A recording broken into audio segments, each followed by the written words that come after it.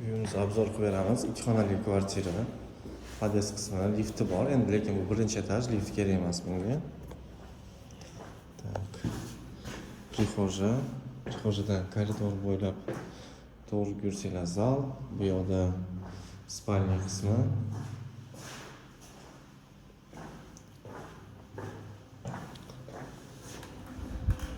Vanna.